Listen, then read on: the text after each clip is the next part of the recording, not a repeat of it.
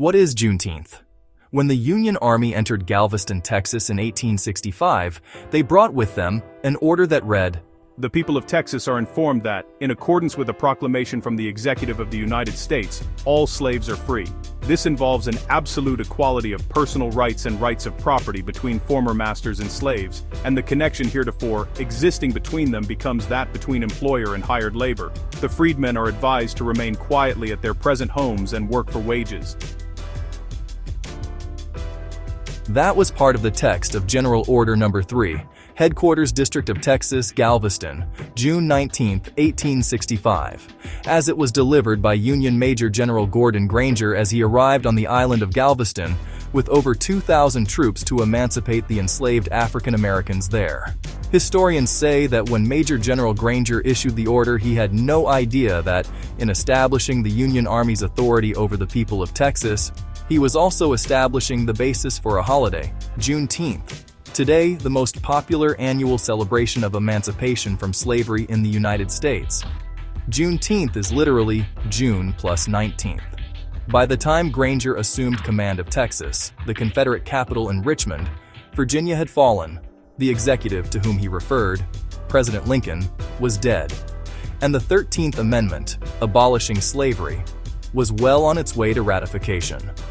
Granger wasn't just a few months late. The Emancipation Proclamation itself, ending slavery in the Confederacy, at least on paper, had taken effect 2.5 years before, and in the interim, close to 200,000 black men had enlisted with the Union Army to join the fight. Formalities aside, wasn't it all over, literally? But the shouting? Now, it would be easy to think so in our world of immediate communication, but as Granger and the army of bluecoats under him soon found out, news traveled slowly in Texas. Welcome to the Frank and Honest YouTube channel. If you enjoy this content, please subscribe and like this video. Whatever General Robert E. Lee had surrendered in Virginia, the Army of the Trans-Mississippi had held out until late May, and even with Confederacy informal surrender on June 2nd, a number of ex-rebels in the region took to bushwhacking and plunder. When Texas fell and Granger dispatched his now famous Order No. 3, it wasn't exactly instant magic for most of the Lone Star State's 250,000 slaves. On plantations, masters had to decide when and how to announce the news, or wait for a government agent to arrive. Even in Galveston City, the ex-Confederate mayor flouted the army by forcing the freed African Americans back to work without compensation. Those who acted on the news did so at their peril. Often, black people, believing they had been freed, were shot at while attempting to escape while swimming across the Sabine River to safety. Not all blacks were automatically freed by their masters. For instance, a former slave named Katie Darling continued working for her mistress another 6 years.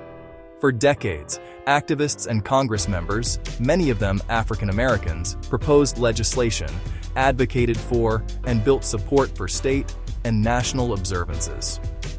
During his campaign for president in June 2020, Joe Biden publicly celebrated the holiday.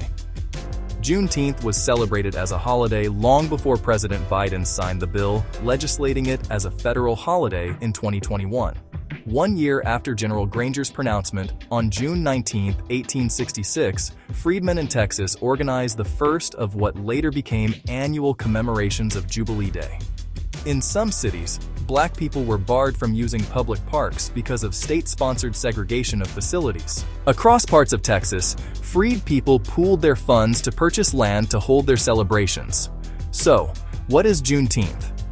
We at the Frank and Honest YouTube channel believe that the important thing to understand is how this holiday can and should be remembered as a more fundamental remembrance of American freedom through the lens of a group of people who have been marginalized enough to be told they were officially freed on January 1, 1863, when President Abraham Lincoln's Emancipation Proclamation would go into effect, promising freedom to enslaved people in all of the rebellious parts of southern states of the Confederacy, including Texas, but not important enough to have the news of this emancipation delivered to them until some 2.5 years later in 1865, as Union troops had to be dispatched, came to Galveston, Texas to inform them of it. The English colonies in North America declared their independence from King George III on July 4, 1776. In many areas of our nation, land and shop owners still relied upon enslaved labor to produce goods and services. Frederick Douglass, a noted statesman and freed slave himself, had made his own famous declaration to the people of Rochester, New York, on July 5, 1852. What? To the American slave, is your 4th of July? I answer. A day that reveals to him, more than all other days in the year, the gross injustice and cruelty to which he is the constant victim. To him, your celebration is a sham, your boasted liberty, an unholy license, your national greatness, swelling vanity. 110 years after the signing of the Declaration of Independence, African Americans living in Texas were informed of how their bonds could be broken as well, on June 19, 1865. Let's make sure everybody gets paid fairly for their services and receives the respect they are due regardless of their heritage and skin color. It's been a long battle and tough path to walk toward real liberty and integration. We still haven't realized the goals of those who walked before us. In fact, it may appear as if many of the gains we have fought for have been pulled away from before us. In January 2025, President Donald Trump issued an executive order banning diversity, equity, and inclusion programs in federal agencies that has been interpreted by various agencies as eliminating in-agency observance planning for a number of cultural remembrance events, including Juneteenth, Black History Month, and several others. Nonetheless, for February 2025, Trump issued the traditional presidential proclamation calling on officials to commemorate Black History Month. In December 2025, however, free entry to national parks on MLK Day and Juneteenth was ended and replaced by free entry on Flag Day, an unofficial holiday, which is also Donald Trump's birthday. No matter what your race or cultural background is, please seek out articles, social media sites, and celebrations of the holiday. They are out there. Tell your friends, share this video. Thank you for watching. Thank you.